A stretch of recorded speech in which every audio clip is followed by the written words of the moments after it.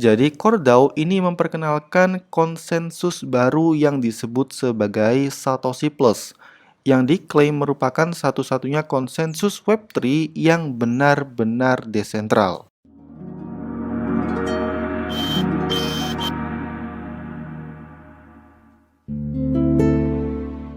Hai bro, Duta Kripto sekarang sedang mengadakan giveaway sebesar 1000 USDT atau senilai 15 juta rupiah.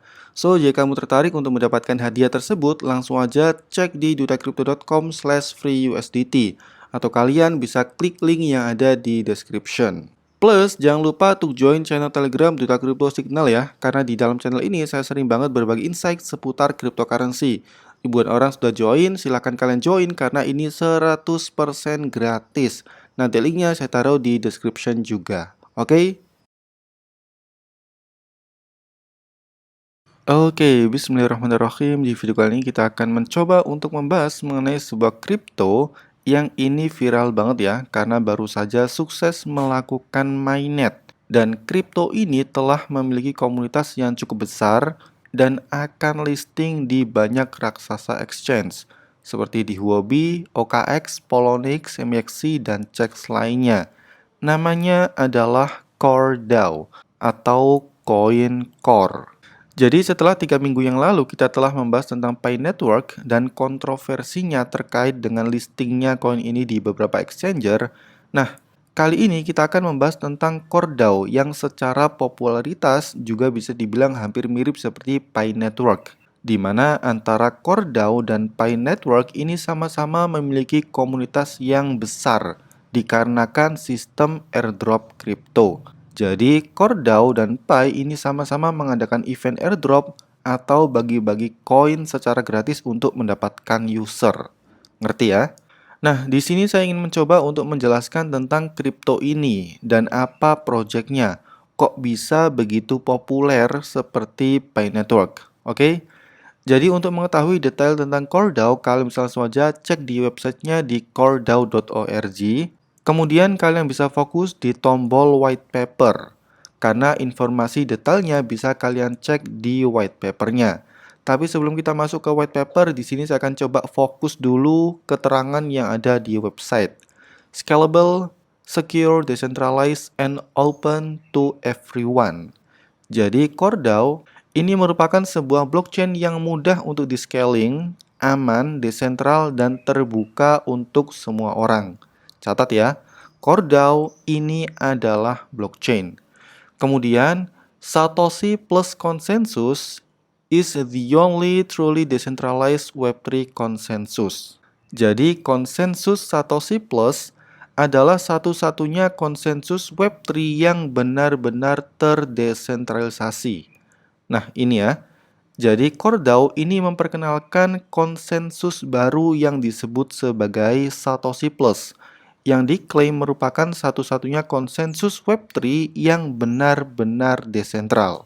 Kemudian, misi dari CoreDAO ini juga bisa kita cek ya di websitenya, di mana misinya adalah membangun komunitas yang paling kuat dan inklusif di industri Web3. Jadi memang fokus dari CoreDAO ini adalah Web 3.0 ya. Selanjutnya kita coba cek di white papernya, di mana di sini disebutkan bahwa ada 3 problem utama di dalam sebuah blockchain atau biasa kita sebut sebagai trilema blockchain, yaitu masalah skalabilitas, masalah desentralisasi, dan juga masalah keamanan. Jadi yang namanya blockchain itu sangat susah untuk bisa mengatasi 3 trilema ini secara sekaligus. Contoh, jika blockchain itu sifatnya desentral, maka biasanya skalabilitasnya itu jelek. Misal kayak Bitcoin. Jika blockchain itu scalable atau scalingnya bagus, maka biasanya lemah di sistem desentralnya. Contohnya adalah Solana. Jadi pasti ada kelemahan dari setiap blockchain yang tergambar melalui trilema blockchain ini. Scalable, decentralized, dan juga secure. Nah, CoreDAO ini menawarkan solusi konsensus yang disebut sebagai Satoshi plus konsensus, di mana ini merupakan konsensus yang mengkombinasikan antara konsensus proof of work dan juga delegate proof of stake. Jadi CoreDAO ini bisa menjadi solusi atas trilema blockchain. CoreDAO ini menawarkan blockchain yang full decentral, tapi juga scalable dan aman. Ini ya, contoh tabel komparasi antar blockchain. Di sini kalian bisa melihat ada Bitcoin, Ethereum, Ethereum 2.0, Solana, Polygon, BSC, dan juga Satoshi Plus. Nah, Bitcoin itu lemah dari segi skalabilitasnya, tapi kuat dari segi decentralized dan juga keamanan. Ethereum yang pertama itu lemah dari segi skalabilitas. Ethereum yang kedua atau versi yang proof of stake itu lemah dari segi desentralnya. Solana itu lemah dari segi desentralisasinya, Polygon juga desentralnya, BSC juga lemah dari segi desentralnya, tapi Satoshi Plus ini komplit, yaitu dia itu scalable, decentralized, dan juga secure alias aman. Jadi secara teori, Satoshi Plus ini telah berhasil melengkapi atau memecahkan masalah trilema blockchain. Selanjutnya kita bicara mengenai validator dari konsensus Satoshi Plus atau individu atau entitas yang berfungsi untuk memvalidasi transaksi di dalam blockchain ini. Jadi validator Satoshi Plus itu menggunakan rumus dengan menghitung skor hybrid dari semua validator. Di sini kalian bisa lihat ya rumusnya ya, saya nggak bisa bacanya bro. Ini benar-benar sangat kompleks sekali. Kemudian nantinya skor ini yang akan menentukan 21 validator terpilih. Makanya ini ada namanya delegate proof of stake ya. Jadi benar-benar validatornya itu melalui proses seleksi yang sangat ketat. Kemudian kita bicara mengenai reward, di mana untuk para validator itu nantinya akan mendapatkan reward dalam bentuk yang namanya coin core, yang itu dibagi menjadi dua macam. Yang pertama namanya adalah base rewards, dan yang kedua ada yang namanya reward yang bersumber dari transaksi dari setiap blok yang berhasil di-create. Selanjutnya kita bicara mengenai future exploration atau eksplorasi untuk masa depan dari Satoshi Plus. Di mana di masa depan, konsensus Satoshi Plus ini akan ditingkatkan dari segi skalabilitasnya dengan adanya EVM compatible. Jadi, tool-tool Ethereum itu akan bisa digunakan untuk meng-create dApps di dalam blockchain Satoshi Plus. Dan juga, CoreDAO itu akan memanfaatkan teknologi layer 0 yang ada di Cosmos dan juga Polkadot untuk aktivitas interchain. Jadi Satoshi Plus itu bisa berinteraksi dengan blockchain lainnya.